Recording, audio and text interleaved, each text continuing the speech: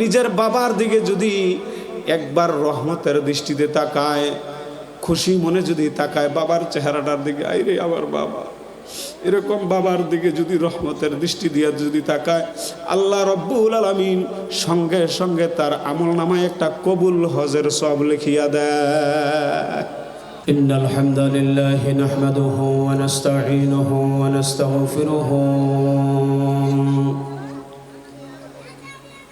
ওয়া নাউযু বিল্লাহি মিন শুরুরি আনফুসিনা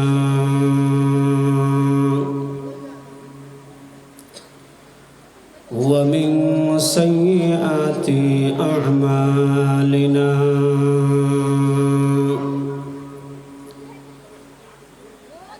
من يهده الله فلا مضل له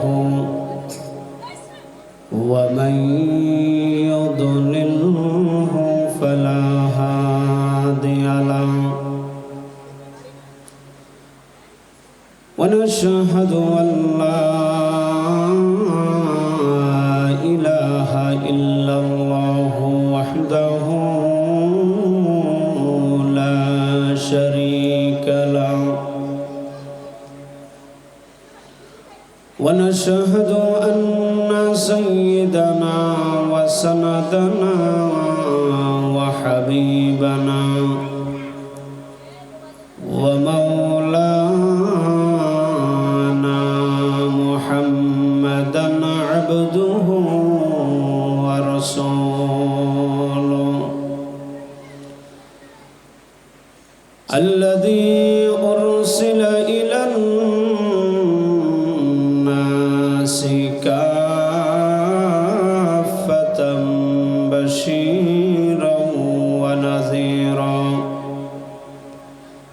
وداعيا إلى الله بإذنه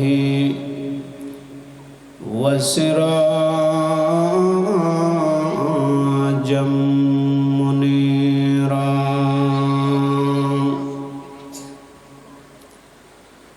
أعوذ بالله من الشيطان الرجيم بسم الله الرحمن الرحيم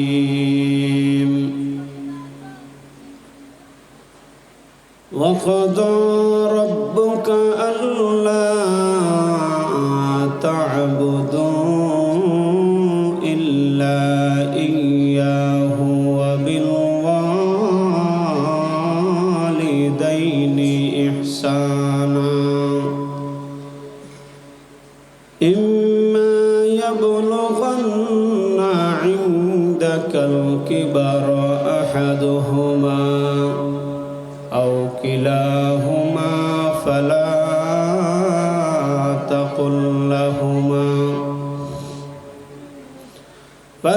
تقل لهما أف ولا تنهرهما وقل لهما قولا كريما واخفض لهما جناح الذل من الرحمة وقل رب ارحمهما كما ربياني صغيرا. وقال النبي صلى الله عليه وسلم رضا الرب في رضا الوالدين سخط الرب في سخط الوالدين أو كما قال عليه الصلاة والسلام. إن الله وملائكته يصلون على النبي يا أيها الذين آمنوا صلوا عليه وسلموا تسليما اللهم صل على محمد كلما ذكره الذاكرون وكلما غفل عن ذكره الغافلون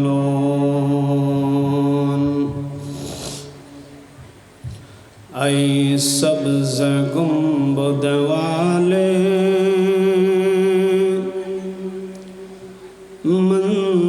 मंजूर दुआ करना जब वक्त नज़ा आए दीदार आता करना ऐ सब्ज़ गुंबद वाले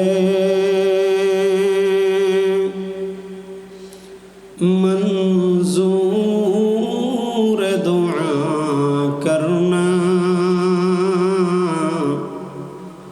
जब वक्त नज़ा आए दीदार आता करना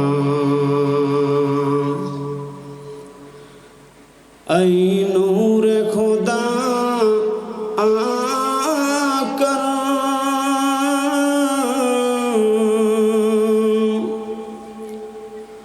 आँखों में समा जाना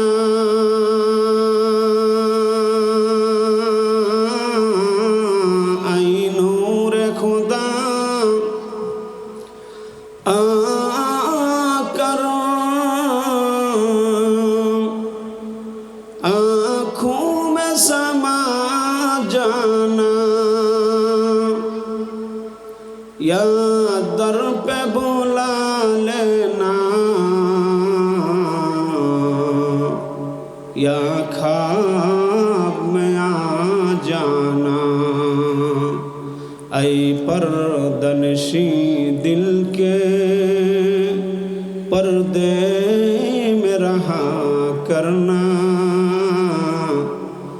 जब वक्त नज़ा आए दीदार आता करना बलगल उला बिकमालिही कशफद दुजा बिजमालिही हसनत जमीअ खिसालिही सल्लु अलैहि व आलिहि ला इलाहा जोर ला इलाहा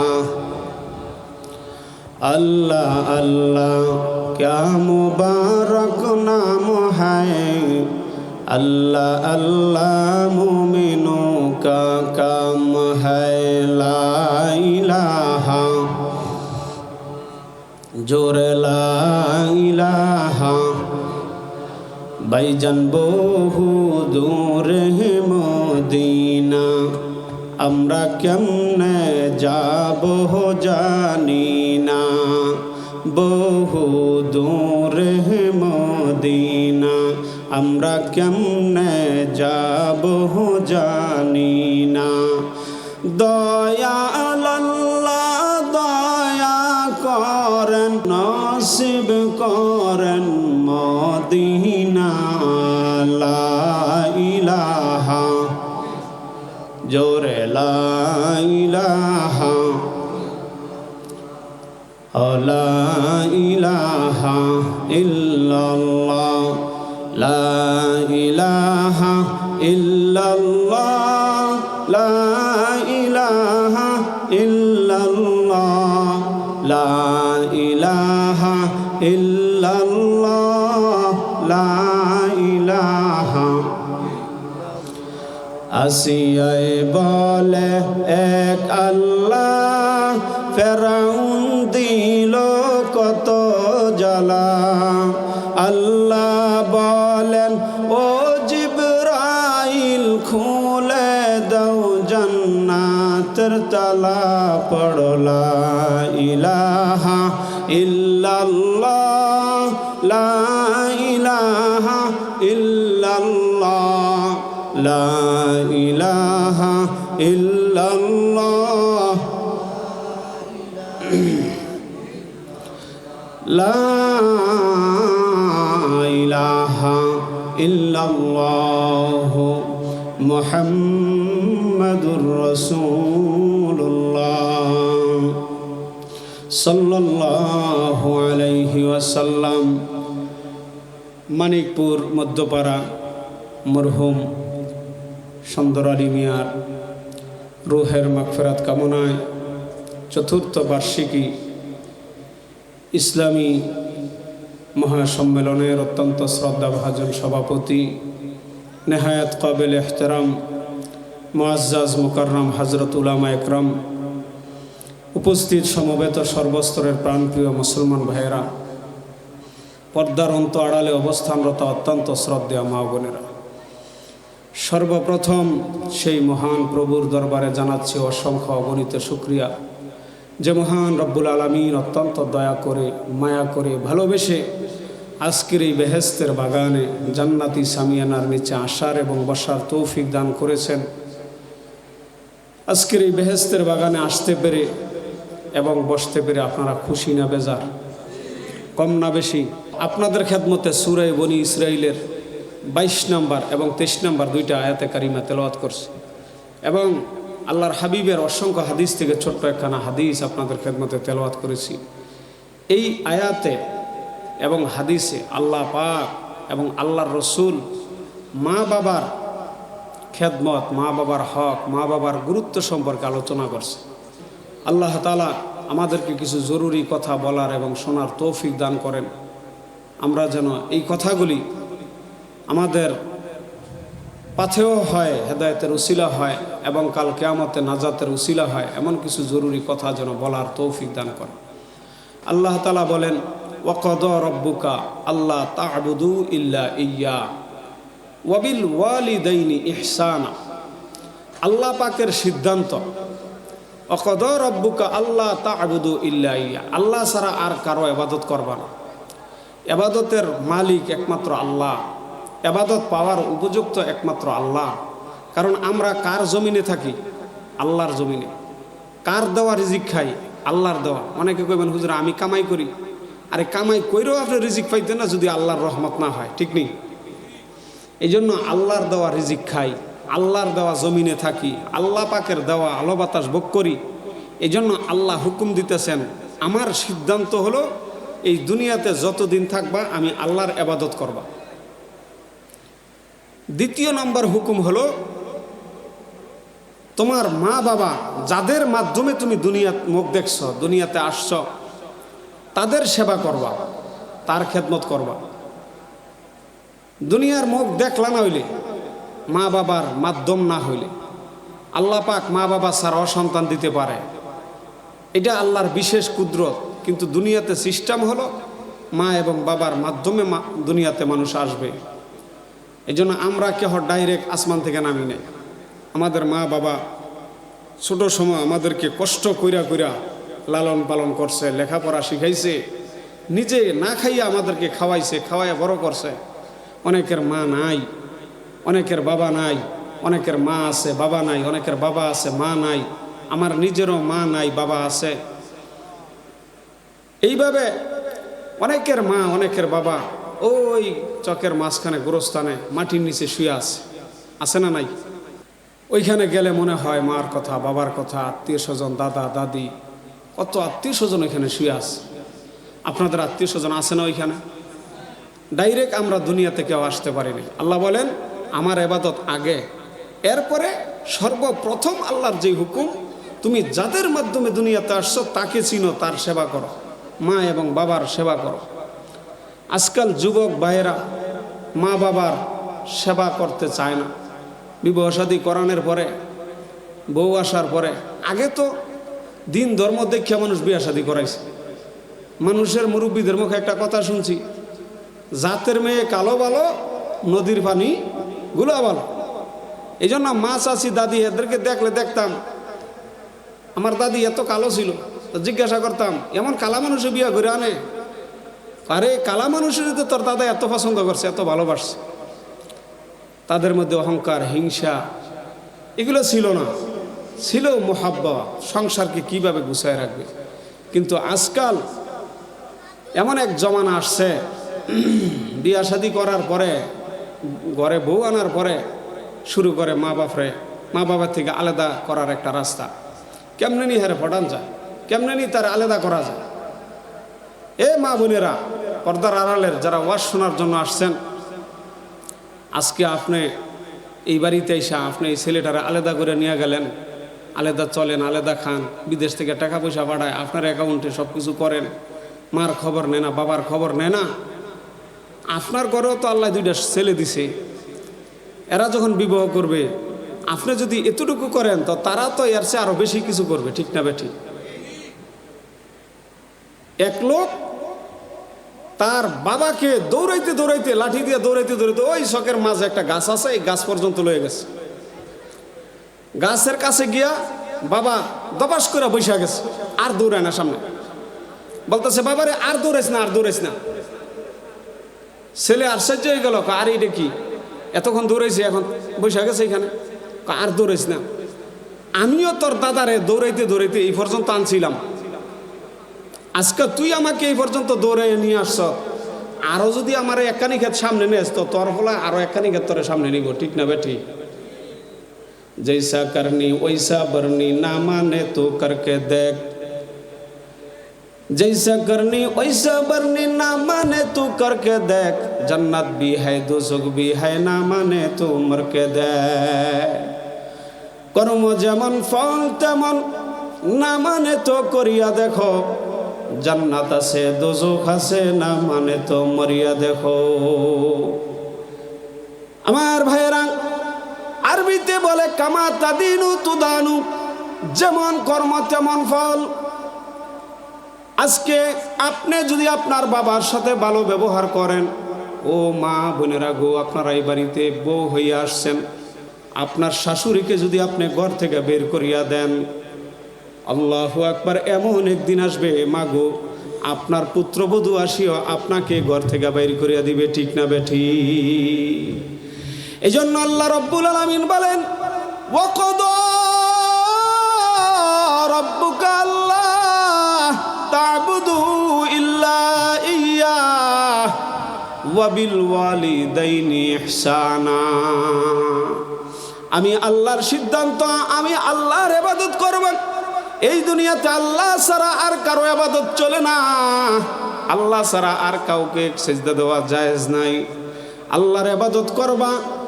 আর তুমি যাদের মাধ্যমে দুনিয়ার মুখ দেখছো, তোমার মা আর তোমার বাবা, এই মা এবং বাবার সেবা করবা, মা এবং বাবাকে রাজি খুশি করবা।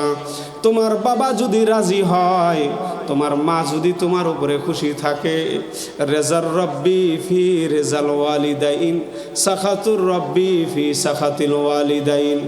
আল্লাহর নবীর প্রিয় সাহাবী হযরত আবু উমামা রাদিয়াল্লাহু তাআলা আনহু বলে, ইয়া রাসূলুল্লাহ, আমার মা আমার বাবা আমার জন্য কেমন? আল্লাহর নবী এক কথায় উত্তর দিলেন, এ আবু উমামা, হুমা জান্নাতুকা আও নারুকা। এ আবু উমামা, তোমার মা তোমার জন্য জান্নাত অথবা তোমার জন্য জাহান্নাম। এক কথায় নবীজি উত্তর দিলেন, তোমার মা তোমার বাবা তোমার জন্য হয়তো জান্নাত, আর না হয় তোমার জন্য জাহান্নাম। আমার ভাইয়েরা, মাকে যদি রাজি করতে পারেন, বাবাকে যদি রাজি খুশি করতে পারেন, আল্লাহু আকবার, বাবাই যদি দোয়া দেয়, আল্লাহ আমার ছেলেকে, আয় আল্লাহ দুনিয়াতে ইজ্জত সম্মান বাড়ায় দাও, বাবা যদি দোয়া করে, বাবার দোয়া যদি পান, তাহলে আপনার দুনিয়াও কামিয়াব, আখিরাতও কামিয়াব। মা এবং বাবার দোয়া, মা বাবার দোয়া, আল্লাহর নবী বলেন, সালাসু দাওয়াতিন মুস্তাজাবাতুল লা শাক্কা ফিহিন্না। 3 প্রকারের দোয়া আছে, এই 3 প্রকারের দোয়া ডাইরেক্ট আল্লাহ পাক আসমানের মেঘমালার উপরে উঠাই নিয়ে যায়, আল্লাহ সাথে সাথে কবুল করে। এর মধ্যে 1 নম্বরে হলো মা বাবার দোয়া সন্তানের জন্য। মা যদি সন্তানের জন্য দোয়া করে, মার খেদমত করলেন, বাবার খেদমত করলেন, মায় দোয়া করলো, বাবায় দোয়া করলো, দুনিয়াতে এত টাকা পয়সা দিয়া যাইতে পারে না, কিছুই দিয়া যাইতে পারে না, কিন্তু আপনার মা আপনার জন্য দোয়া কইরা গেছে, আল্লাহ আমি আমার এই ছেলের উপরে রাজি, আল্লাহ আমার মা সন্তান বাবা সন্তানের জন্য দোয়া করিয়া গেল। এই দোয়ার দ্বারা আপনি দুনিয়াতে এত কিছু লাভ করতে পারবেন, এমন শান্তিতে থাকতে পারবেন, যারা এই দোয়া পায় নাই এমন শান্তি লাভ করতে পারবে না। এক লোকের দুই পোলা, তো দুই পোলার মধ্যে ছোট ছেলে বলে, ভাই আমার মা আমার বাবারে আমার দিয়া দেন, আর যত জায়গা জমি আছে সব আপনি নিয়ে যান। বড় ভাইরে সব জায়গা জমি দিয়ে দিছে। হয়তো তুই কি বাড়ি জায়গা খেত জমি কিছু নিবি না? কয় না, আমার দুইটা জিনিস দিয়ে দেন, আমার মারে দিয়ে দেন, আমার বাপারে দিয়ে দেন। আমার ভাইয়েরা, বড় ভাই মনে মনে খুশি, জায়গা সম্পত্তির জন্য ভাই ভাই কেস মামলা করে। এক ভাই আরেক ভাইকে দুনিয়া থেকে বিদায় করে দেওয়ার জন্য চিন্তা ভাবনা করে। আমার ভাই দি সব কিছু আমাকে দিয়া দেয়, হ্যাঁ কিছুই নিত না, তা হ্যাঁ সব জায়গা জমি লইয়া হ্যাঁ একবারে বড় লোক, আর ওই ছোট একটা ঘরের মধ্যে মারে আর বাপরে লইয়া থাকে। কই ইমন মগা ভাই আছে নি দুনিয়া? মা বাপ লইয়া গেছে, এটার মধ্যে খরচ করা লাগবো, দিনকে দিন এটার পিছিয়ে খালি খরচ হই, তা হ্যাঁ মা বাপ নিয়ে কি করব? আমার বাবাজিরা, এ আমার মা বোনেরা, গভীর মনোযোগ দেখেন, বাবাকে রাজি করিয়া কবরে যাইতে পারেননি। মা আর বাবা যদি রাজি হয়, দুনিয়ার সব কিছু তোমার কাছে। মা বড় সম্পদ, শুনলে মায়ের কথা হয় না বিপদ। আপনি বিদেশে থাকেন, এমন জায়গায় থাকেন দুনিয়ার কোনো মানুষ জানে না আপনি যে বিপদে পড়ে আছেন, কিন্তু আপনার মার ঘুম হয় না। মানুষে জিজ্ঞাসা করে, কি গো আপনার কি হয়েছে? বলে আমার তো চোখে ঘুম ধরে না, আমার ছেলে যে বিদেশে আছে, মালয়েশিয়া থাকে, সৌদি আরব থাকে, না জানি কোনো সমস্যা হয়েছে নি আমার ছেলের। আমার ভাইয়েরা, মার কলিজায় এমন মোহাব্বত আল্লাহ কেন ডালিয়া দিলেন? আজকে কিতাবের মধ্যে পড়লাম, বাবা এবং মার মাধ্যমে সন্তান দুনিয়াতে আসে, কিন্তু বাবার সন্তানের প্রতি এত মায়া থাকে না। মা এত মায়া কেন করে রে বাবা? আল্লাহু আকবার, কিতাবে লেখা আছে, সন্তান বাবার পৃষ্ঠে থাকে, বাবার পিঠের মধ্যে, আর মার বক্ষের মধ্যে। এই জন্য কলবের ভিতরে মোহাব্বতের স্থান, এখান থেকে মোহাব্বত সন্তানের জন্য জহের হয়। আল্লাহু আকবার। ওই যে দুই ভাই, এইবার বড় ছোট ভাই মা এবং বাবা নিয়ে খুশি, আর বড় ভাই সব ধন সম্পদ নিয়ে গেছে। এইবার মা এবং বাবার খেদমত করলো। কয়েক বছর পরে মা এবং বাবা দুনিয়া থেকে চলে গেলেন। মায় দোয়া করে, আল্লাহ আমার ছেলে জায়গা সম্পত্তি সব কিছু বাদ দিয়ে আমাকে নিল, আমার খেদমত করলো। বাবায় দোয়া করে, আল্লাহ আমি আমার সন্তানের উপরে খুশি, এ মাবুদ তুমিও তোমার এই গোলামের উপরে, তোমার এই বান্দার উপরে খুশি হইও। এইভাবে দোয়া দিয়া মা বাবা দুনিয়া থেকে চলে গেলেন। আল্লাহর বান্দা বাজারে গেছে দোকানে মাছ কেনার জন্য, কিছু মাছ কিনলো। বাড়িতে যখন আনলো, স্ত্রীকে দিছে দোয়ার জন্য, কুটার জন্য। স্ত্রী যখন মাছের গলার মধ্যে এইভাবে বটি লাগাইছে, দেখে গট গট করে কি যেন আওয়াজ হইতেছে, ভিতর থেকে বাইর করে এবার পানির মধ্যে ধুইয়া হাতের মধ্যে নিয়ে দেখে এমন জলমল জলমল করতেছে একটা ডায়মন্ড। আল্লাহু আকবার। স্বামীকে ডাক দিছে, স্বামী এই জিনিসটা কি? দৌড়াইয়ে নিয়ে গেছে বাজারে। বাজারে নিয়ে ওই স্বর্ণকার জৌহরিকে জিজ্ঞাসা করে, এটা কি? বলে, কোথায় থেকে পাইছো রে বাবা? বলে, মাছের ভিতর থেকে পাইছি। বলে, এই জিনিসটা এমন একটা দামি জিনিস, 7 রাজার দাম। এই জিনিসের মূল্য এই এলাকার কোনো স্বর্ণকারে দিতে পারবে না। এক চান্সে বড় লোক হয়ে গেছে। কে দিল? মার দোয়ায়, বাবার দোয়ায় আল্লাহ পাক তাকে ব্যবস্থা করে দিছে। আর ওই যে বাপের গেলে কতরি খেত জমি লইয়া বই রইছে, এডি ওই আমার ভাইয়েরা, হযরত বাইজিদ বুস্তামি রহমাতুল্লাহি আলাইহি আল্লাহর ওলি হইলেন মার দোয়ায়। এ পর্দারালের মাগো, গভীর মনোযোগ দেন। বাইজিদ বুস্তামিকে আল্লাহ ওলি বানাইলেন মার দোয়ায়। মার খেদমত করছে, পানি নিয়ে দাঁড়ায় রইছে। আজকেও কিতাবের মধ্যে পাইলাম শীতের দিন ছিল, শীতের রাত্র, এই যে মগ দিয়া যে পানি আনছে, এই পানির যে ফুটাগুলো ছিল, ফুটাগুলি বরফ জমিয়া গেছে। আল্লাহু আকবার। মায় যখন ঘুম ভাঙছে, অসুস্থ মা, ফজরের সময় ঘুম যখন ভাঙছে, দেখে বাইজিদ দাঁড়াইয়া দাঁড়াইয়া আমার জন্য অপেক্ষা করতেছে। মায় দোয়া করছে, আল্লাহ আমার এই সন্তান আমার জন্য কত কষ্ট করলো, ও মাবুদ আমার সন্তানকে তুমি বেলায়েতের দরজায় নাম উঠায়া দাও। আল্লাহ পাক হযরত বাইজিদ বোস্তামি রহমতুল্লাহ আলাইকে ওলির দফতরে নাম লিখিয়ে দিলেন। কোন সুবহানাল্লাহ। আপনারা নাম শুনছেন হযরত ওয়াইস কুরুনি। ওয়াইস কুরুনি একজন পাগল ছিল, নবীর প্রেমে আশেক ছিল, আল্লাহর নবীর জমানা পাইছে, কিন্তু মা ছিল বৃদ্ধ মা, অন্ধ মা, দুর্বল, হাঁটতে পারে না, অন্ধ মানুষ, চলাফেরা করতে পারে না, এমন একটা অসহায় মা ছিল, বাবা ছিল না, আর ভাই ব্রাদার কিছু নাই, এমন একটা মা, মার সেবা করতে গিয়া আল্লাহর নবীর সাহাবিত্ব মর্যাদা সে গ্রহণ করে না। চিঠি লিখছে নবীর কাছে, ইয়া রাসূলুল্লাহ আমার মা আছে, এখন কি আমি মদিনা শরীফ আসবো আপনার সেবা, আপনাকে দেখার জন্য, নাকি আমার মার সেবা করব? খেয়াল করেন নবীজি কোনটা বলছে। আমি কি আপনার কাছে আসলে আপনাকে দেখলে আমার জন্য দোজখ হারাম হবে, সাহাবী হয়ে যাবো আপনার, কিন্তু বাড়িতে আমার মা, ঘর থেকে বাড়িতে পারে না, অন্ধ, একবারে দুর্বল, অসহায়, এখন মার খেদমত করতাম নাকি আপনার কাছে আসতাম? নবীজি কি বলছিলেন? নবীজি বলছে আমার কাছে আসার দরকার নাই, তোমার মার সেবা করো। আমার ভাইয়েরা, হযরত ওয়াইস কুরুনি রহমাতুল্লাহি আলাইহি মার সেবা করলেন, মায়ের খেদমত করলেন। মা যতদিন জীবিত ছিল এলাকা থেকে বের হয় নাই, মার খেদমত করছে। গরিব মানুষ ছিল, গোলাম মানুষ ছিল। হযরত ওয়াইস কুরুনি রহমাতুল্লাহি আলাইহি মার পাগল ছিল। নবীজির ইন্তেকালের আগে সাহাবা একরাম একজনে নেয় মেসোয়াক, একজনে নেয় নবীজির জুতা মুবারক।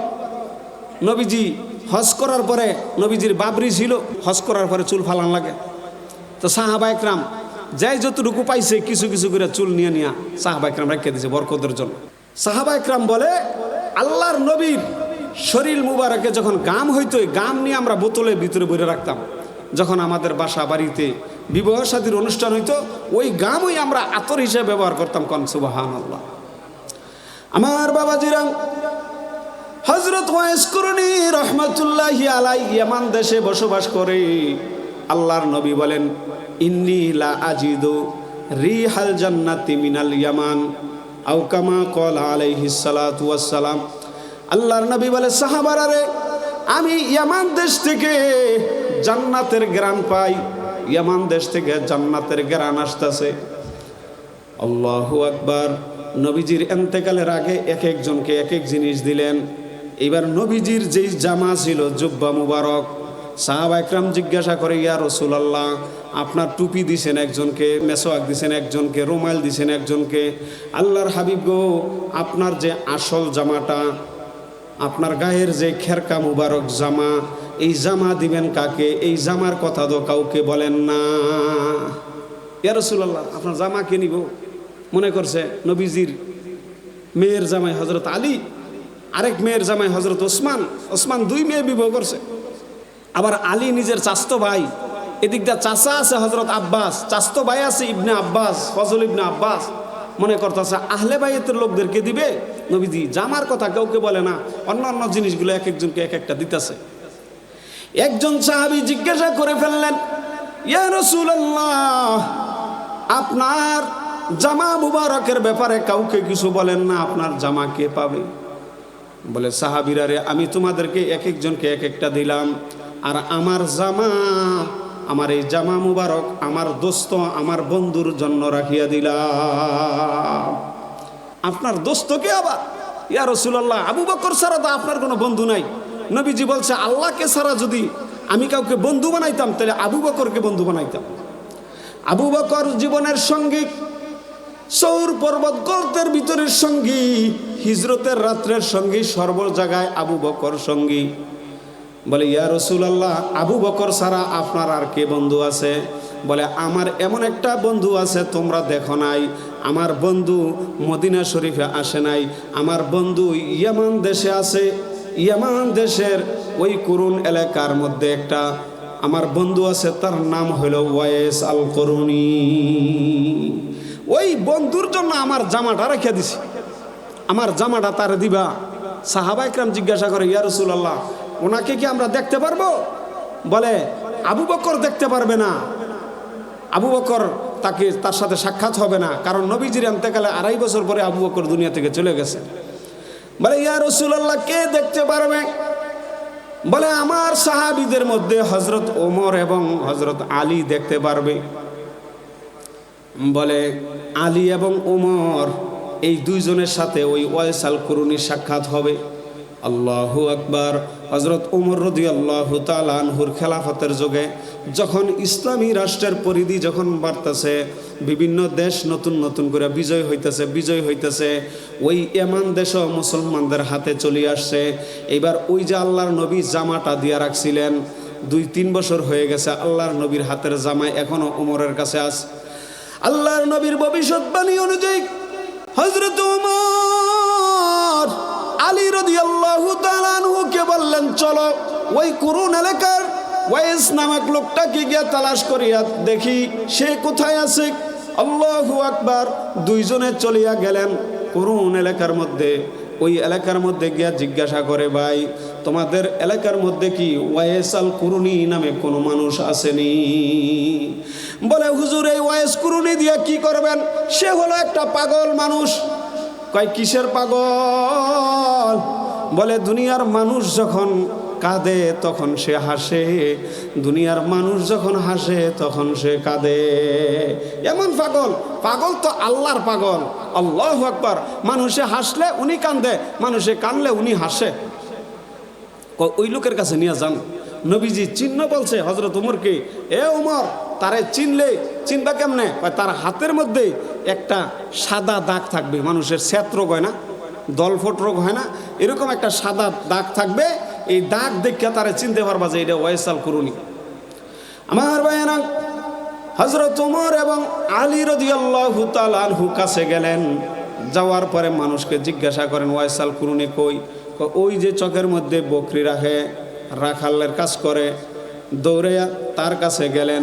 যাওয়ার পরে গিয়া দেখে আল্লাহর বান্দা বকরি আর ওট বেড়া গাছের মধ্যে লাগাই দিয়া উনি একটা বড় গাছের নিচে দাঁড়াইয়া আল্লাহ পাকের ইবাদত করতেছেন, নামাজের সিজদার মধ্যে লিপ্ত। কোন সুবহানাল্লাহ।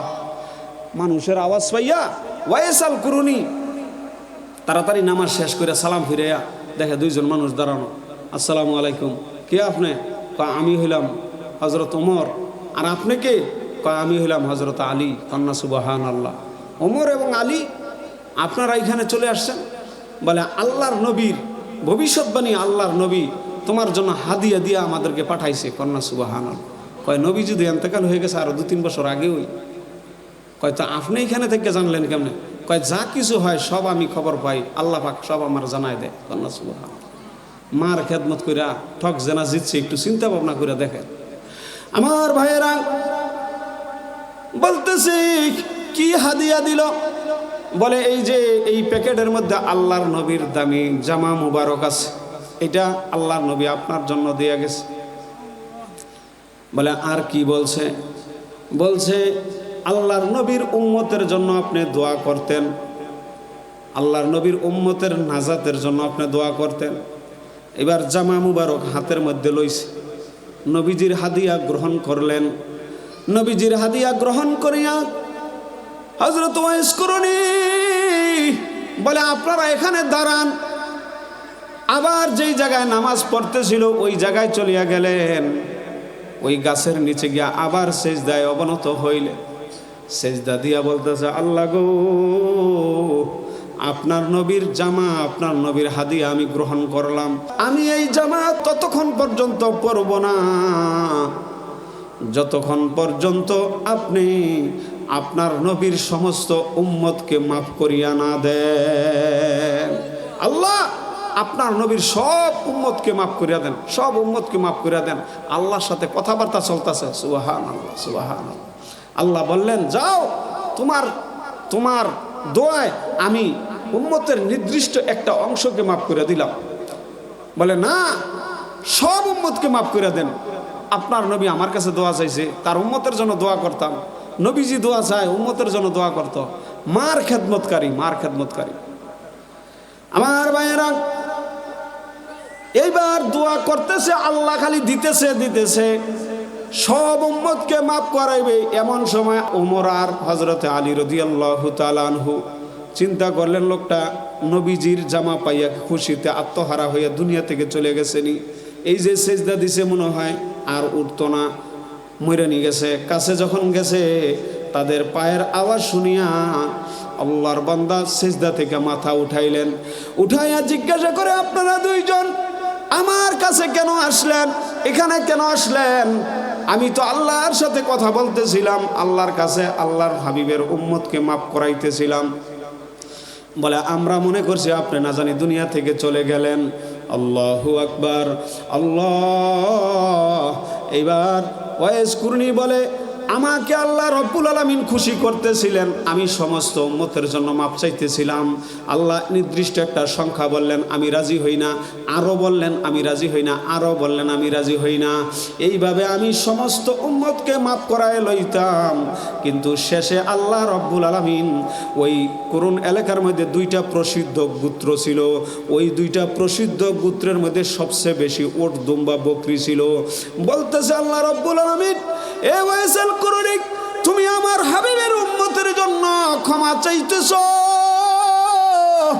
নাও, এই দুই গোত্রে যত বকরি আছে, উট বেড়া দুম্বা আছে, এদের শরীরে যত পশম আছে, এই পশম পরিমাণ আমার হাবিবের উম্মতকে আমি মাফ করিয়া দিলাম।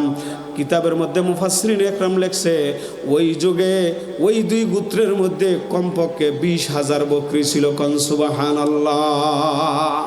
20,000 বকরির গায়ে কত পশম! এত পশম অনুযায়ী এত মানুষকে আল্লাহ মাফ করিয়া দিলেন। এক ওয়াইস কুরনির দোয়ার বরকতে আল্লাহর নবীর সাহাবিত্ব গ্রহণ করে নাই মার খেদমতের জন্য। আল্লাহর হাবিব বলেন, কোনো বান্দা যদি নিজের মার দিকে, যদি নিজের বাবার দিকে যদি একবার রহমতের দৃষ্টিতে তাকায়, খুশি মনে যদি তাকায় বাবার চেহারাটার দিকে, আইরে আমার বাবা, এরকম বাবার দিকে যদি রহমতের দৃষ্টি দিয়া যদি তাকায়, আল্লাহ রব্বুল আলামিন সঙ্গে সঙ্গে তার আমল নামায় একটা কবুল হজের সব লিখিয়া দেয়। এ আমার যুবক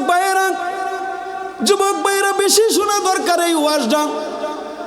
ও বাবা গো, আপনার ঘরে বাপ আছে, মা আছে, মাকে দাম দেন না, বাবাকে মূল্যায়ন করেন না, কথায় কথায় চিংড়ি মারেন, কথায় কথায় খেজি মারেন, আছে না নাই? কথা কন্যা করে আছে না নাই? খেজি মারে, বাবারে ধমক মারে। আল্লাহ রাব্বুল আলামিন বলেন, ফালা তাকুল্লাহুমা উফফিউ ওয়ালা তানহারুহুমা ওয়া কুল্লাহুমা কাওলান কারীমা। খবরদার, মাকে একটা ধমক দিবা না, বাবাকে একটা ধমক দিতে পারবা না। ফালা তাকুল্লাহুমা উফফিউ, বাবাই যদি একটা হুকুম করে আদেশ দেয়, উফ শব্দ পর্যন্ত বলতে পারবা না। আল্লাহু আকবার। হযরত ইব্রাহিম আলাইহিস সালাতু ওয়াস সালাম তার পুত্র ইসমাইল আলাইহিস সালামকে বললেন, বাবারে তোর এই বউ বালানা, বউ সারিয়া দে। ইসমাইল আলাইহিস সালাতু ওয়াস সালাম আর দেরি করলেন না, সঙ্গে সঙ্গে এই বউ তালাক দিয়ে দিলেন। বাবার কথায় মার কথায় বউ কিন্তু সারিয়া দেওয়া জায়েজ আছে, ঠিক না বেঠিক? বউয়ের কথায় মা সারা জায়েজ আছে? বউয়ের কথায় মা ছাড়তে পারবেন না। আর মা বোনেরা যারা মুরব্বীরা আছেন, তারাও বাড়িতে পুত্রবধূ আসলে নিজের মেয়ের মতো, নিজের সন্তানের মতো দেখবেন, নিজের মেয়ের মতো দেখবেন। আরেক গর্তে আনছি, আরেক দেশে আনছি দেখিয়া নিজের জিডারে আদর করেন, আর ওইডারে কোনো আদর টাদর করেন না, কিছু কর না, খালি খেত যান, দমকান। আপনার কপালে গরম ভাত নাই, আপনার কপালে কষ্ট ছাড়া কিছু নাই। এই জন্য নিজের ফোলার বউ, নিজের মেয়ে, এটা তো আরেক বাড়িতে চলে যাইব। আরেক ঘর থেকে যা আনছেন এটাকে নিজের মেয়ে মনে করেন। জীবন ভরা এই যে শীতের রাত্র আপনার জন্য গরম পানি দিব অজু করার জন্য, আমার শ্বশুরে ওযু করে নামাজও যাইব, বাপের মতো সেবা করব, নিজে না খাইয়া আপনার জন্য খানাটা রাখিয়া দিব, আগের ভাত আগের তরকারি আগের পিঠা আপনার জন্য রাখিয়া রাখবো। আর যদি নিজের জিয়ারে দেখেন এক চোখে আর পরের জিয়ারে দেখেন আরেক চোখে, তাইলে আর আপনার কপালে এগুলো নাই। আজকের সমাজের মধ্যে এই সমস্ত কারণে মা বাবার সঠিক মূল্যায়ন পায় না, ঠিক না বে ঠিক? আল্লাহ বললেন মা বাবার বিষয়ে যদি তুমি কষ্ট পাও তাহলে তুমি তাকে শব্দ বলতে পারবা না, তাদের সাথে নরম ব্যবহার করো। এক সাহাবী আয়েশা বলে, ইয়া রাসূলুল্লাহ, আমার মা আমার বাবার উপরে জুলুম করে, আমার বাবা আমার উপরে জুলুম করে। আল্লাহর হাবিব জিজ্ঞাসা করলেন কিভাবে জুলুম করে? বলে, ইয়া রাসূলুল্লাহ, আমার স্ত্রী ঘরের সব কাজ করে, রান্না বাড়া সব কাজ করে, মা বাবার সেবা করে, আর আমি বাইরে দিয়ে যত কাজ কামাই রোজগার আছে সব কিছু করিয়া আনি। আমার বাবা কিন্তু আমার সন্তানাদিদেরকে এরকম আদর করে না, আমাকে দেখতে পারে না, আমার স্ত্রীকে দেখতে পারে না, অথচ আমি সংসার পুরা ফালি।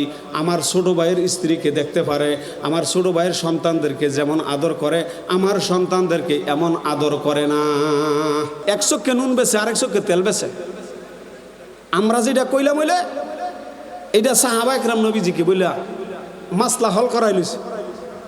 আল্লাহর হাবিব বললেন, এ সাহাবী, যদিও তোমার বাবা তোমার উপরে জুলুম করে, ওয়াইন জলামা ওয়াইন জলামা ওয়াইন জলামা, তিনবার নবীজি বললেন, তোমার বাপ যদি তোমাকে জুলুম করে, তোমাকে জায়গা সম্পত্তি না দেয়, তোমার বাড়ি থেকে বের করিয়া দেয়, তোমার ছেলেরে তোমার পুত্রবধূকে তোমার স্ত্রীকে কাউকেই দেখতে পারে না, এত এত অপছন্দ করে, এত জুলুম করে, তারপরও তোমার বাবা তার চেহারাটার দিকে যদি একবার তাকাও, সঙ্গে সঙ্গে একটা কবুল হজের সব লিখিয়া দেওয়া হয়। আল্লাহর নবীর সাহাবী হযরত উমামা জিজ্ঞাসা করে, ইয়া রাসূলুল্লাহ, আমি যদি আমার বাবার চেহারার দিকে দৈনিক 100 বার তাকাই তাহলে কি আল্লাহ 100 কবুল হজের সওয়াব দেবেনি? আল্লাহর নবী বললেন, এ আবু উমামা, আল্লাহ তোমার উপরে রহম করুক, আল্লাহু আহসানু ওয়া আতিয়াব, আল্লাহ এর চেয়ে উত্তম, এর চেয়ে আরো বড় দাতা। আল্লাহ যদি 1000 বার তাকাও 1000 কবুল হজের সওয়াব দিলে আল্লাহর কম হবে না। আল্লাহর নবী বলেন, এ সাহাবীরা, তোমরা তোমার মাকে খেদমত করো, বাবার খেদমত করিয়া বাবাকে রাজি করিয়া তুমি জান্নাত কামাই করো। মা বাবার পায়ের তলে সন্তানের জন্য জান্নাত। আল জান্নাতু তাহতা আকদামিল উম্মাহাত, জান্নাত হলো মা এবং বাবার পায়ের তলে। মা বাবাকে খেদমত করিয়া রাজি খুশি করিয়া জান্নাত কামাই করো। এ আমার বাবাজিরা, আল্লাহর হাবিব বলেন, এ সাহাবীরা, দুনিয়াতে আমি এতিম হয়ে আসছি, আমার চেয়ে এতিম আর কেহ ছিল না। এমন এতিম অসহায় হইয়া দুনিয়াতে কোনো সন্তান আসে না। নবীজি জন্মের 6 মাস আগে বাবা মারা গেছে, 6 মাস আগে বাবা নাই। নবীজির জন্মের 6 বছর পরে নবীজির মাও দুনিয়া থেকে চলে গেলেন। আমার ভাইয়েরা, আল্লাহর হাবিব গোশত বিতরণ করতেছে, এমন সময় দেখে একটা বৃদ্ধ মহিলা আসতেছে।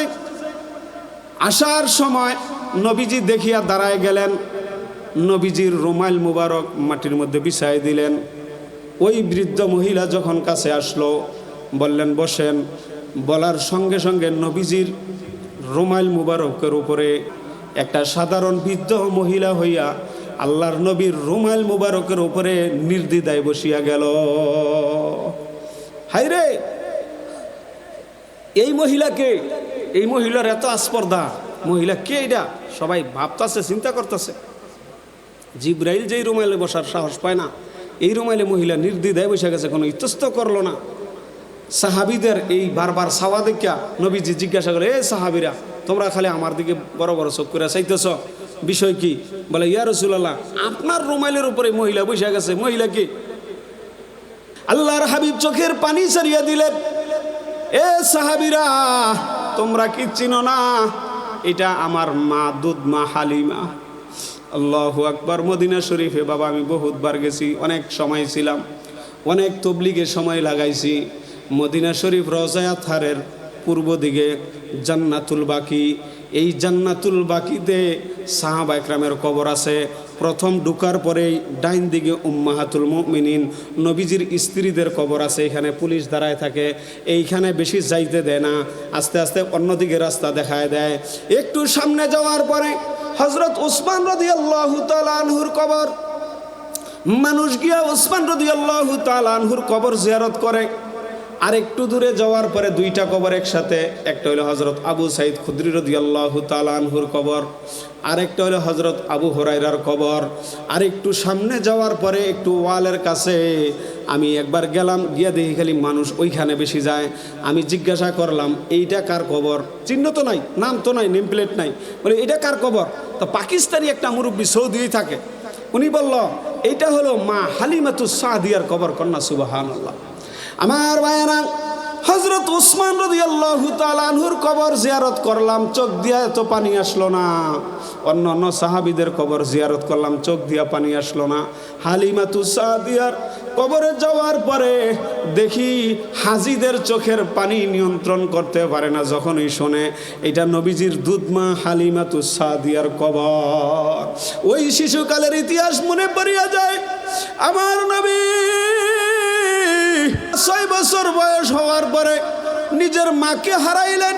জন্মের 6 মাস আগে বাবাকে হারাইয়া চির এতিম হয়ে আসলেন। নবীজি বলেন, তোমরা কি চিনো না এই মহিলা? আমার দুধ মা হালিমা। আর তোমরা কি চাও না আমার মার সেবা আমি করি?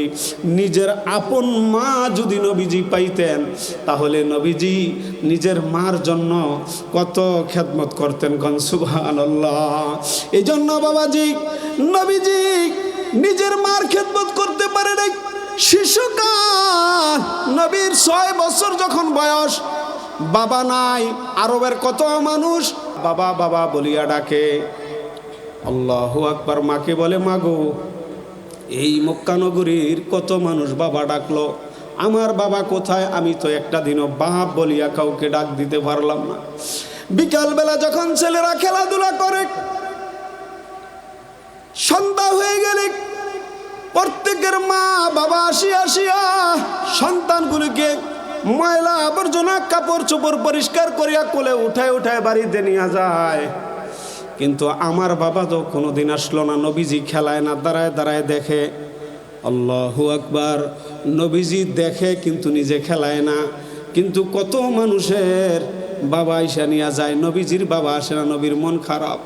নবীজি জিজ্ঞাসা করে, মাগো, আমার বাবা কোথায়? আমার বাবা কোথায়? এই মক্কার ছেলেরা বাপ ডাকলো, কত সন্তানেরা বাবার আদর পাইল। মাগো, আমার বাবা কোথায়? আমি তো কোনোদিন বাবার আদর পাইলাম না, স্নেহ পাইলাম না। এবার মায় কি বলিয়া বুঝ দেয় রে বাবা? মায় তো বুঝ দিতে পারে না। বলে, তোমার বাবা তুমি দুনিয়াতে আসার 6 মাস আগেই দুনিয়া ছাড়িয়া চলিয়া গেছে। বলে, মা, আমার বাবা কোন জায়গায় আছে? আমার বাবার কবরে আমার নিয়ে যান, আমার বাবার কবরটা আমাকে দেখান, আমি আমার বাবার কবর থেকে কলিজাটা ঠান্ডা করি। এ যুবক ভাইয়েরা, দুনিয়াতে কত মানুষ দেখবা, কত মানুষ দেখবা, কিন্তু বাবার চেহারাটার মতো এমন চেহারা আর দেখবা না। মা বলো, চাচি বলো, কত আত্মীয় স্বজন আসবে, কিন্তু মা, আমার মা 2011 সালে মারা গেছে। আজকে প্রায় 12-14 বছর হয়ে গেছে। এই যে আমার চাচি যেটি করে দেখি, কিন্তু নিজের মার চেহারাটা তো আর কোনোদিন দেখলাম না। এই জন্য মা যার আছে, যার বাবা আছে, তার মক্কা মদিনা করে আছে, 6 লাখ 7 লাখ টাকা ভাঙ্গিয়া হজ করতে যাও। হজ করার পরে কোনো হাজি গ্যারান্টি দিয়া বলতে পারবে না আমার হজ কবুল হয়েছে। কিন্তু আপনার ঘরে বাবা আছে, এই বাবার চেহারাটা যদি একবার রহমতের দৃষ্টিতে তাকান, আল্লাহর নবীর হাদিস প্রমাণ করে তোমার আমল নামায় সঙ্গে সঙ্গে একটা কবুল হজের সওয়াব লিখিয়া দেওয়া হয়, এতে কোনো সন্দেহ নাই। আল্লাহ, আরেক হাদিস আজকে পড়লাম, নবীজি বলেন, যেই ব্যক্তি প্রতি শুক্রবারে নিজের মা অথবা বাবার কবর জিয়ারত করে, আল্লাহ তাআলা তার রিজিকের মধ্যে বরকত দান করে। কোন সুবহানাল্লাহ। অভাব, চলতে পারো না, টাকা নাই, পয়সা নাই, হুজুর কি কাম করতাম, কোনো কাজেই বরকত পাই না। মার দোয়া লও, মার দোয়া লও, বাবার দোয়া লও। মা এবং বাবা যদি দোয়া করে মন করলা, তাইলে তোমার জন্য আল্লাহ পাক আসমানি রিজিকের ব্যবস্থা করে দিব। কোন সুবহানাল্লাহ। হযরত মুসা আলাইহিস সালাতু ওয়াস সালাম সাগর পার হইবেন, ওই পার যাইবেন, একটা মেঘমালা ডাক দিয়েছে, এ আসমানের মেঘমালা এদিকে আসো। এই জমানার সবচেয়ে বড় নবী হযরত মুসা আলাইহিস সালাম নদীর ওই পারে যাইব, কিন্তু নৌকা নাই, তারে ওই পার নিয়ে পার করে দিয়ে আসো। মেঘমালা এসে হুজুরের সামনে দাঁড়ায় গেছে, হুজুর উঠেন, আপনার জন্য সাওয়ারি রেডি। হযরত মুসা আলাইহিস সালাম উঠছে, মেঘমালা উড়াল দিব। এমন সময় মুসা আলাইহিস সালাম জিজ্ঞাসা করে, আরে বাবা, ক্ষেতের মধ্যে কৃষক কৃষিকাজ করে, এমন ছেলে, তার মধ্যে এমন কুদরতি পাওয়ার করতে গাই। আমার বাবারা একটু মনোযোগ দেন, মা বাবার ধন হারাইলে আর পাইবেন না। যাদের মা নাই বাবা নাই তারা এই যে এখন যাদের মা বাবা আছে, ইচ্ছা করলে ঘরে গিয়া মারে ডাক দিয়া বাইর করিয়া উঠাইয়া একবার এইভাবে চাইবেন, একটা কবুল হজ কামাই করিয়া আপনি ঘুমাইতে পারো। কিন্তু যার বাবা নাই, যার মা নাই, সে কিন্তু আর পারবে না। সারা বছর ডাকলো, মা আসবে না, বাবা আসবে না। আল্লাহু আকবার। মুসা আলাইহিস সালাতু ওয়াস সালাম জিজ্ঞাসা করলেন, বাবারে তুমি এমন ক্ষমতা কোথায় থেকে পাইলা, এই শক্তি কই অর্জন করছো? বলে, হুজুর আমার নিজের কোনো আমলের কেরামতি বুজুর্গি নাই হুজুর গো, আমি আমার মার খেদমত করতাম, আমার মা আমার জন্য দোয়া করছে হুজুর। একদিন আমার মা আমার কোনো কাজে খুশি হইয়া আমার জন্য এমন দোয়া করিয়া দিছে, বলে আল্লাহ আমার এই সন্তানকে তুমি কোনোদিন বেজ্জতি করবে না, তোমার কাছে যা চায় তুমি তা ওই ব্যবস্থা করিয়া দিও। ওই সময় বুঝতাম না হুজুর, মা যখন দুনিয়ার থেকে চলে গেছে, এবার আমি নিয়ত করি অথবা নিয়ত ছাড়া যেই কোনো জিনিস চাই সঙ্গে সঙ্গে পাইয়া যায়। হুজুর আমার মার দোয়া, আমার মার দোয়া হুজুর, আমার মার ওই দোয়া পাইছি। মেঘমালাকে ডাক দিলে দৌড়ায় চলে আস, বাতাসকে ডাক দিলে বাতাস আমার কথা শোনে।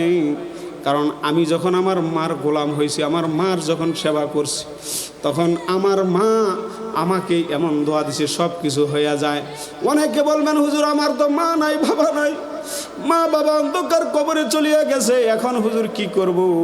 আল্লাহ দোয়া শিখাইছে, ওয়াকুর রব্বির হামহুমা কামা রব্বায়ানি সগীরা। মার জন্য বাবার জন্য নামাজ পড়িয়া পড়িয়া দোয়া করো, রব্বির হামহুমা কামা রব্বায়ানি সগীরা। আয় আল্লাহ, আমার মা বাবাকে আপনি জান্নাতের ভিতরে এমনভাবে লালন পালন করেন যেমনিভাবে ছোটকালে আমাকে লালন পালন করছিল, এত কষ্ট করি এত যত্ন করি আমাকে পালছে। আয় আল্লাহ, আমার মা বাবাকে আপনি কবরের ঘরে এমন শান্তির ব্যবস্থা করিয়া দেন। আমার ভাইয়েরা, আল্লাহর হাবিব কাঁদতেছে কাঁদতেছে, মাগো আমার বাবার কবরে নিয়ে যান, বাবার কবরটা আমি দেখতে চাই, বাবার কবরটা আমি জিয়ারত করব, আমার কলিজাকে ঠান্ডা করব। আল্লাহু আকবার। 7 বছর ছিলাম সৌদি আরব। আমি যাওয়ার পরেই আল্লাহর কাছে দোয়া করি, কাবা ঘরের কাছেই ছিলাম। যখনই শুনতাম অমুকখানে সাহাবীদের কবর আছে, তো যাইতাম, গিয়ে ওইগুলা জিয়ারত করতাম। যখন শুনতাম অমুকখানে একটা যুদ্ধের ঘটনা, তো গিয়া দেখতাম এগুলা। অনেকবার অনেক জায়গায় গিয়া এগুলা জিয়ারত করছি, কিতাবে পড়ছি, ওই অনুযায়ী জিয়ারত করিয়া এই জিনিসগুলা দেখছি। মনের ভিতরে তৃপ্তি, আনন্দ, মনের প্রশান্তি আনছি, কারণ কিতাবে ছাত্র করে পড়াই এইগুলা বাস্তবে যেন দেখতাছি, বাস্তবের সাথে যেন কিতাবের সাথে মিলে, এই জন্য বারবার ওই জিনিসগুলো যেন দেখতাম। তা আমাদের গ্রামের ছেলেরা হয়তো তুই এগুলো শিক্ষা যা, মানুষের গিয়ে ওয়াজ করবি, আমার ভাই বাতিজারা কাজে লাগবো। দেখলে মনের মধ্যে একটা আনন্দ লাগে। খবর পাইলাম নবীজি দুধমা হালিমার বাড়ি তায়েফের আব্বাসিয়া শহর থেকে 70 কিলোমিটার দূর হলো মাফরাক বনি সাদ। ওই মাফরাক বনি সাদ থেকে আরো 45 কিলোমিটার পাহাড়ি রাস্তা, গিরিপথ, এলোমেলো সানিস এবড়ো থেবড়ো। ওইখানে গেলাম হালিমাতুস সাদিয়ার বাড়িটা দেখা লেগা, যে দুধমা নবীকে নিয়া লালন পালন করছে, এই গড়টা দেখার জন্য। পাকিস্তানি এক ডাক্তার আমাদের সাথে সময় লাগাইছে তবলিগের মধ্যে। তা আমি ওনারা জিজ্ঞাসা করলাম যে ভাই ওইখানে কি মা হালিমার বাড়িটা আছে? কহ আছে। তা আমি একদিন গেলে আমার দেখাইতে পারবেন না? বলে তুমি একদিন সুযোগ করে আসছো তো না, ফোন নাম্বার রেখে দিছি, ফোন দিলাম। আমার ভাইয়েরা, যাওয়ার পরে ওই ডাক্তার তার ডিউটির সময় হয়ে গেছে, আমাদেরকে একটা গাড়ি ভাড়া করিয়া দিছে। একবারে রাস্তা নাই, হাটিয়া মানুষ যেমন যায়, পাহাড়ের পাথরের উপর দা গাড়ি যায়। ওই এলাকার মধ্যে একটা জায়গার নাম হলো সোহাত্তা বনিসাদ। ওই জায়গায় আল্লাহর হাবিবকে নিয়ে মা হালিমাতুস সাদিয়া যেই করে আরাম করতেন, ওই ঘরটা এখনও আছে। আগের দিনে তো শুধু খালি ওয়াল দেওয়া ছিল, উপরে খেজুরের ডাল আর শুধু মাটি আর পাথর মিলাই মিলাই ওয়াল দিয়ে দিয়া, চতুর্দিক দিয়ে ওয়াল দিয়া, যারা মাটির ঘর দেখছেন, এইটার উপরে শুধু খেজুর পাতার ডাল দিয়া ঘর বানানো ছিল। এটার পাশেই একটা পাহাড়ের একটা ডালুর মধ্যে এইভাবে কাটা তার দিয়া গ্রাও করিয়া রাখছে একটা বাবেল গাছ। ওই গাছের নিচে আল্লাহর হাবিবের যখন 2.5 থেকে 3 বছর বয়স, ওই সময় ছোট বোনদের সাথে যে ওই যে দুধ বোনদের সাথে যে বকরি চড়ানোর জন্য গেছেন, ওই জায়গা এখনও চিহ্ন করা আছে, এখনও গেলে চোখের পানি রাখা যায় না। যেই ঘরে নবীজিকে নিয়ে আরাম করতেন মা হালিমা, ওই ঘর নিজের চোখে দেখলাম। দেখার পরে আল্লাহ নবীর জন্য ওই ছোটকালের স্মৃতি মনে হয়েছে, নবীর মোহাব্বত আরও দিলের ভিতরে বাইরে গেছে। আমি দোয়া করলাম, আল্লাহ এই সৌদি আরব যতদিন থাকি গো মাবুদ, আপনার নবীর মার কবরটা আমারে দেখায়েন। আল্লাহর ঘরে গিয়ে গিয়ে দোয়া করি, আল্লাহ পাক তৌফিক দিছে নবীজির মার কবরটা দেখার জন্য। আল্লাহ, আবওয়া নামক একটা জায়গা, যেই সফরের দেশে চলে আসবো ওই সফরেই আমি মোবাইলের মধ্যে ম্যাপ দেখতাছি, ইয়াম্বু থেকে হঠাৎ করে টানতে টানতে টানতে টানতে দেখি আবওয়া নামক একটা জায়গা, আরবিতে লেখা উঠছে আবওয়া। ওই এলাকার লোকদেরকে জিজ্ঞাসা করি, আবওয়া কতটুকু দূরে? এখান থেকে 350 কিলোমিটার দূরে, এমনি এমনি গেলে আপনি পাইবেন আবওয়া। আমার ভাইয়েরা, ওই আবওয়া আমার দেখতে হবে, কারণ নবী ছোটকালে নবীজির আব্বার কবর জিয়ারত করিয়া মাকে হারাইলেন। ওই আবওয়া নামক জায়গার মধ্যে নবীর মার কবর আছে। আমি দোয়া করলাম, আল্লাহ আমাকে ওই জায়গা দেখায়া নিবা আল্লাহ। এক পাকিস্তানির গাড়ি নিয়ে বারানি আমি আসলাম। আল্লাহু আকবার। ছোট্ট ছোট্ট গুচ্ছ গুচ্ছ পাহাড়, এই পাহাড়ের ওপরে আল্লাহর নবীর মার কবর, আল্লাহর নবীর মা সেখানে আরাম করতেছে। ছোটকালে মাকে বলে, মা আমার আব্বা কোথায়? বলে তোমার বাবা মদিনা শরীফ ব্যবসা করার জন্য গিয়ে মারা গেছে। মাগো, আমার বাবার কবর আমার দেখতে হবে, বাবার কবর দেখিয়া আমার কলিজাকে ঠান্ডা করতে হবে। এবার মা আমেনা শ্বশুরের অনুমতি নিয়া, খাজা আব্দুল মুত্তালিবের অনুমতি নিয়া রওনা করলেন বাবার দেশ। নবীজির মামার বাড়ি, নানার বাড়ি ছিল মদিনা শরীফ ইয়াসরাব। ওই এলাকা থেকে গিয়া যখন জিয়ারত করিয়া আসতেছে, আব্বার কবরের সামনে যখন গিয়া দাঁড়াইছে, মা বলে, এ মুহাম্মদ, এই যে তোর বাবার কবর, এই কবরের মধ্যে তুই জন্মের 6 মাস আগে তোর বাবা ব্যবসা করতে আসিয়া তোর বাবা এখানে শুইছে। আমি জীবনে বহুবার এই কবরে আসছি, আমি বহুবার তার কবরের মধ্যে আইসা আমি তাকে কবর থেকে ডাকছি, কিন্তু কোনোদিন তোর বাবা উঠিয়া আমার ডাকে সাড়া দেয় নাই। এবার নবীজি কি বলতেছে, মুহাম্মদ, এই কবরের পাশে দাঁড়ায়া দাঁড়ায়া আমি কত ডাকছি তোর বাবাকে, তোর বাবা কোনোদিন আমার ডাকের সাড়া দেয় নাই। আজকে তার পেটের সন্তান হইয়া তুই এখানে দাঁড়ায়া বাবা বাবা বলিয়া ডাক দে। আল্লাহু আকবার। নবীজি আব্বা আব্বা বলিয়া ডাক দিতেছেন। এমন সময় আল্লাহ, আব্দুল্লাহ নবীজির আব্বা কবরের ভিতরে থেকে আল্লাহকে বলে, আল্লাহ গো, আমাকে একটু ক্ষমতা দেও, আমি উঠিয়া মুহাম্মদ রে কোলে লইয়া একটু আদর করি। আল্লাহু আকবার। আল্লাহর ফয়সালা। আল্লাহ, এই দুনিয়া থেকে কেউ চলে গেলে আর ফেরত আসে না, ঠিক না বে ঠিক? বাবাকে একবার মাটির নিচে দাফন করবেন, আর কোনোদিন পাইবেন না। এই জন্য বাবা থাকতে একটু বাবার সেবা করেন, বাবার থেকে দোয়া নেন। নবীজি শুক্রবার রমজান মাসে মেম্বরের উপরে পাও রাখলেন, বললেন আমিন, আবার বললেন আমিন, আরেক সিঁড়ির মধ্যে পাও রেখা বললেন আমিন। সাহাবা একরাম জিজ্ঞাসা করে, ইয়া রাসূলুল্লাহ, অন্য সময় তো এমন করেন না, আজকে 3 সিঁড়ির মধ্যে 3 বার পাও রেখা আমিন আমিন বললেন কেন? বলে, ইয়া সাহাবীরা রে, এই মুহূর্তে জিবরাইল আমিন এখানে উপস্থিত, 3টা দোয়া করলো। 3টা দোয়ার মধ্যে 1 নম্বর দোয়া হলো, যে ব্যক্তি নিজের মা এবং বাবাকে দুনিয়াতে পাওয়ার পরে জান্নাত কামাই করতে পারলো না, ওই ব্যক্তি দুনিয়া থেকে ধ্বংস হয়ে যাক। দ্বিতীয় দোয়া করলেন, রমজান মাস পাইয়া গুনাহ মাফ করাইতে পারলো না, সে ধ্বংস হয়ে যাক। 3 নম্বরের দোয়া করলেন, যার সামনে আমি নবীর নাম পড়া হয়েছে কিন্তু সে দুরূদ শরীফ পাঠ করে নাই, সেও দুনিয়া থেকে শেষ হইয়া যাক। জিব্রাইল দোয়া করে আর মুহাম্মাদুর রাসূলুল্লাহ আমিন বলে। এই দোয়া কোনোদিন মিস হইতে পারে না। এ আমার ভাইয়েরা, এ আমার বাবাজিরা, হযরত আলকামা রাদিয়াল্লাহু তাআলা আনহু নামে নবীজির একটা প্রিয় সাহাবী, ইন্তেকালের সময় মুমূর্ষু অবস্থা, কিন্তু তার মুখ দিয়া কালিমা আসতেছে না।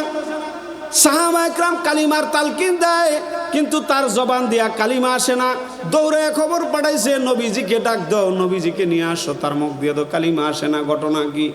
নবীজি চলিয়া গেলেন কাছে, নবীজি কালিমার তালকিন দেয়, কিন্তু আলকামার জবান থেকে কালিমা আসতেছে না, কালিমা আসতেছে না। কিন্তু মুহাম্মাদুর রাসূলুল্লাহ তো পাশে বসা, কালিমা না আসা পর্যন্ত মালাকুল মউত আজরাইলও জান কবজ করতে পারে না। বলে, কি জন্য তার কালিমা আসে না? তার আত্মীয় স্বজন কে আছে? তারা বলল, তার একজন বৃদ্ধ মা আছে। বলে, তার মাকে আমার কাছে নিয়ে আসো। তার মাকে যখন আনলো, বলে, মা গো, আপনার ছেলে মারা যাবে, কিন্তু তার জবান দিয়ে তো কালিমা আসতেছে না। আপনার ছেলে যদি কালিমা ছাড়া মারা যায়, জাহান্নাম ছাড়া কোনো উপায় নাই। আমি রসুল তাকে তালকিন দিতেছি, কালিমা তো আসে না। আপনি কি মনে কোনো কষ্ট পাইছেননি? তার উপরে রাগ হইয়া রইছেননি? বলে, ইয়া রাসূলুল্লাহ, আমার এই ছেলের কথা বলিয়েন না।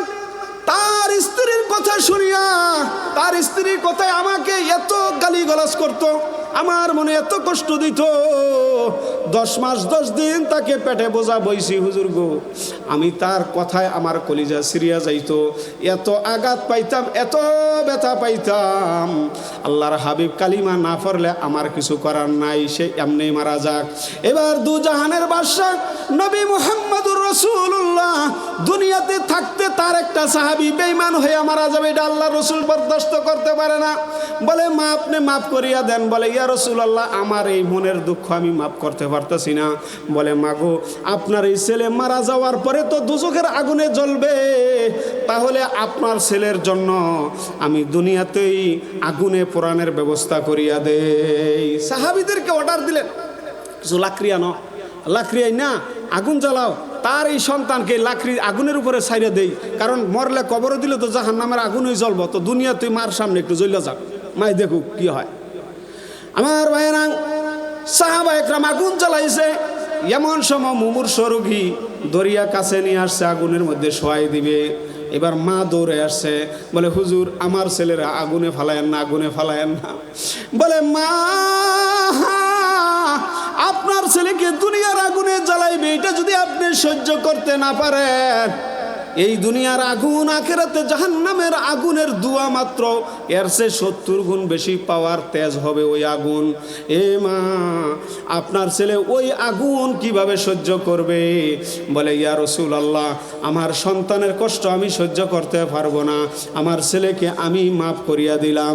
যেই মাত্র মা বলল আমি মাফ করিয়া দিলাম, হযরত আলকামার জবানের সঙ্গে সঙ্গে কালিমা তয়্যিবা লা ইলাহা ইল্লাল্লাহু মুহাম্মাদুর রাসূলুল্লাহ বের হয়ে গেল, ঈমান নিয়া কবরে গেল।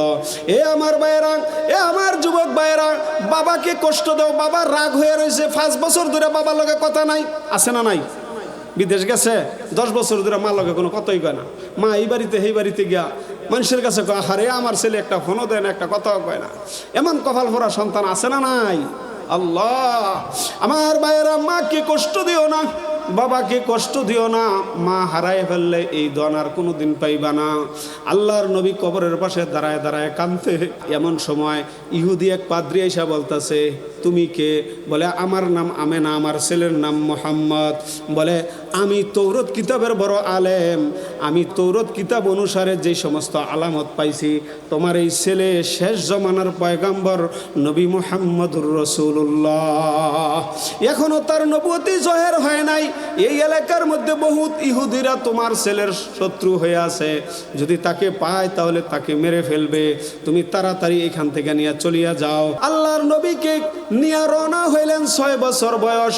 আল্লাহর হাবিব 6 বছর বয়সে মার সাথে বাবার কবর জিয়ারতে গেছিলেন। যখন চলে আসতেছেন, আস্তে আস্তে আবওয়া নামক জায়গার মধ্যে যখন আসছে, এবার নবীজির মার শরীরে জ্বর উঠিয়া গেছে।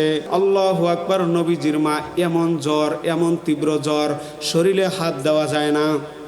নবীজির আম্মা আমেনা বলেন, এ খাদেমা, তুমি এক কাজ করো, আমার কপালের মধ্যে কাপড় ভিজাই ভিজাইয়া পানি দিয়ে দিয়ে এইভাবে দাও।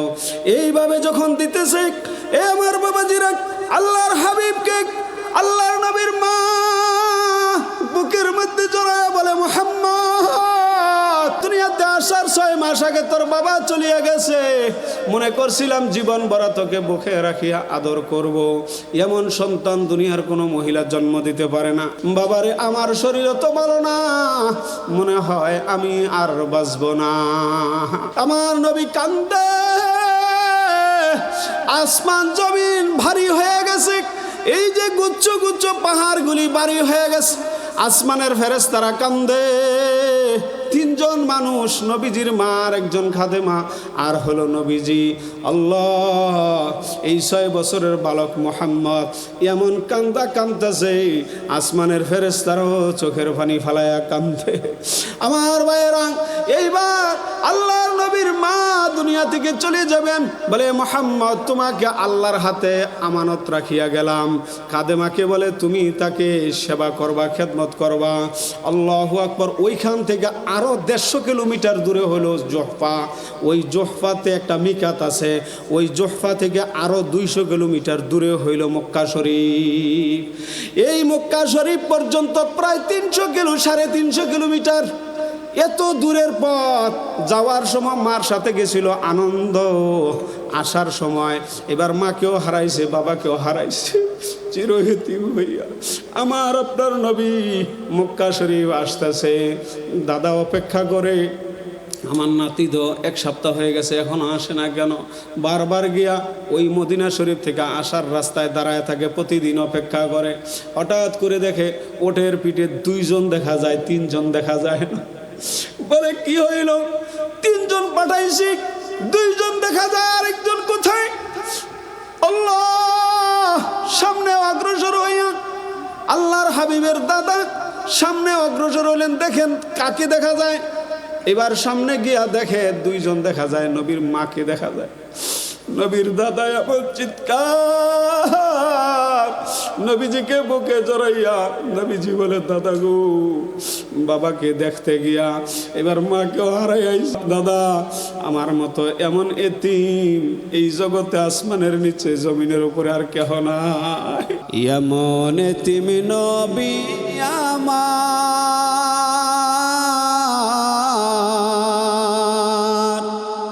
পিতা মাতা নাই যে তাহার, তারপরেও কত মারা মারল তারে দুশ্মনে। নবী বিনে কে তোরাবে ফুল সিরাত মিজানে, নবী বিনে কে তোরাবে ফুল সিরাত মিজানে।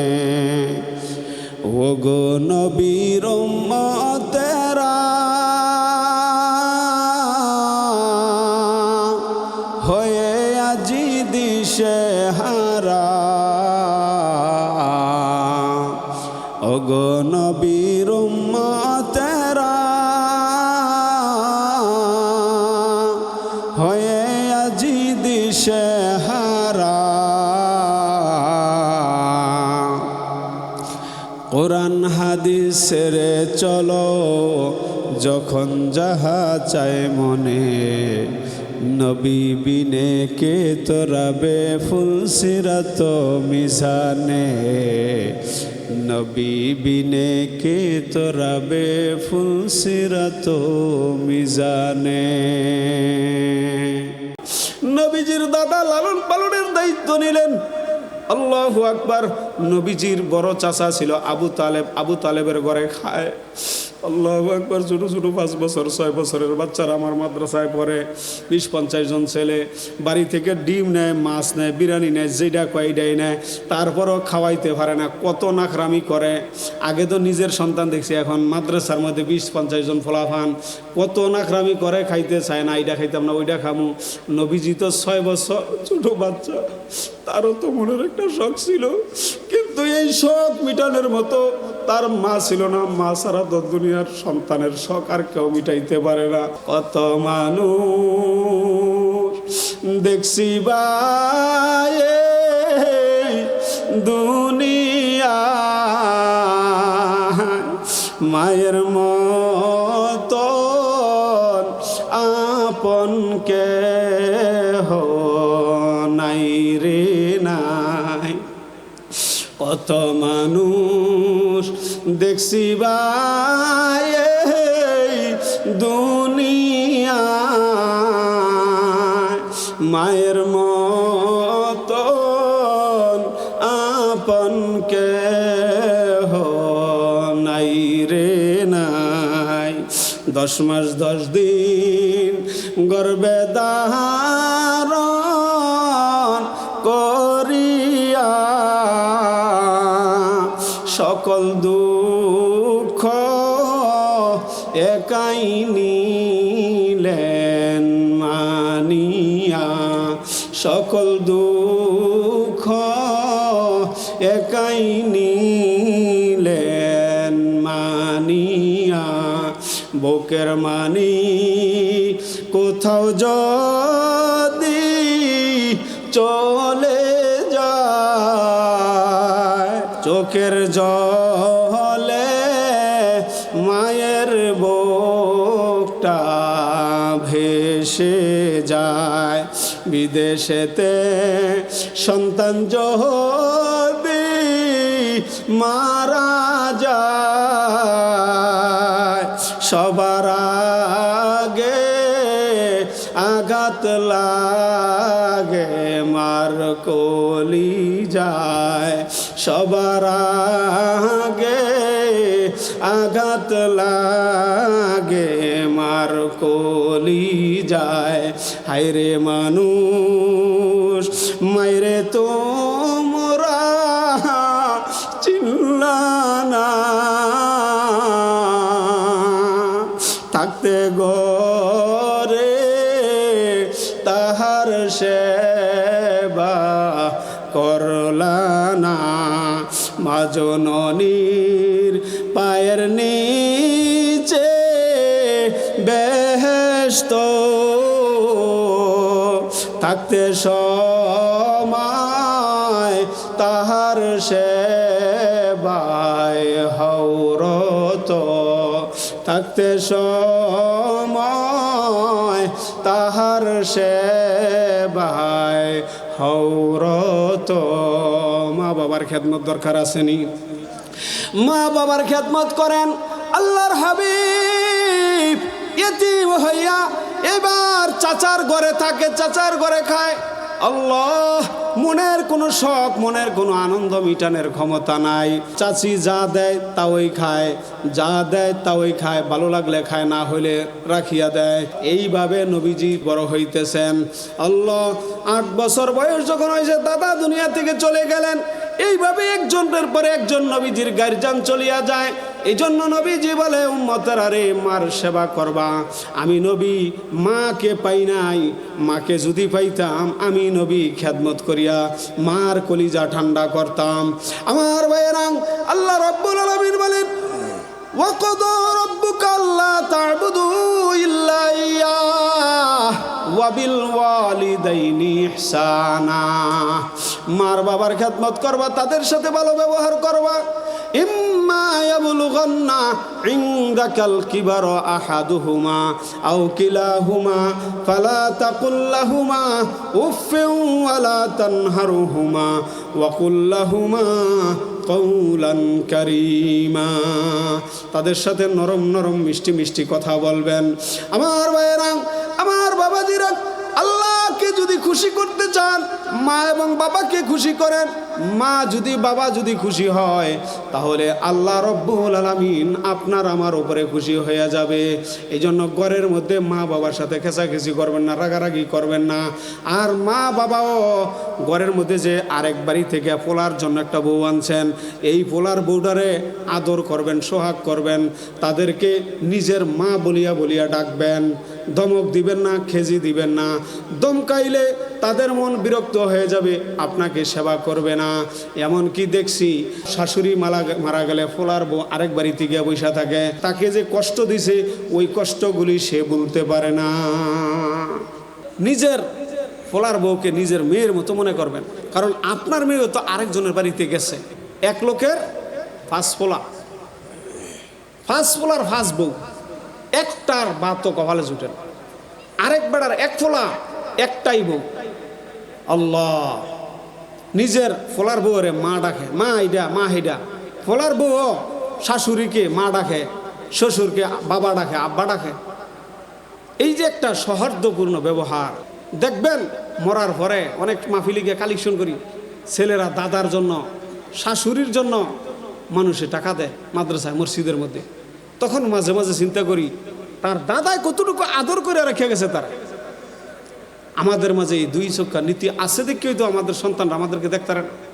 একজনের ফলারে আপনি আদর করলেন, আরেকজনের ফলারে দেখতেই পারেন, ধমক দিলেন, খেজি দিলেন। আপনার দিনকে দিন আপনার খালি অভাব আর অভাব হইতেই থাকবে, হইতেই থাকবে। আপনার দিনকে দিন খালি কষ্ট বাড়তে থাকবে।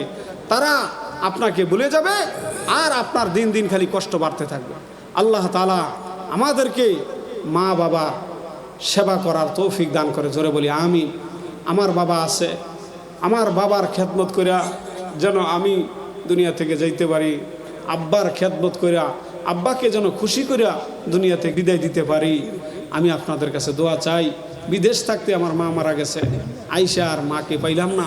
আজও পর্যন্ত মার জন্য কান্দি, কিন্তু মা আর কোনোদিন ডাক দিয়ে দেখতে পারলাম না। আমার বাবাজিরা, আপনাদের যাদের মা বাবা আছে, আপনারা গনিমত মনে করেন, গনিমত মনে করিয়া মা বাবার সেবা কইরা, মা বাবাকে খুশি করিয়া দুনিয়া থেকে যাওয়ার তৌফিক আল্লাহ তাআলা দান করে। আজকের সংক্ষিপ্ত আলোচনা শেষ করলাম। ওয়া আখিরু দাওয়ানা আনিল হামদুলিল্লাহি রাব্বিল আলামিন। আসসালামু আলাইকুম ওয়া রাহমাতুল্লাহি।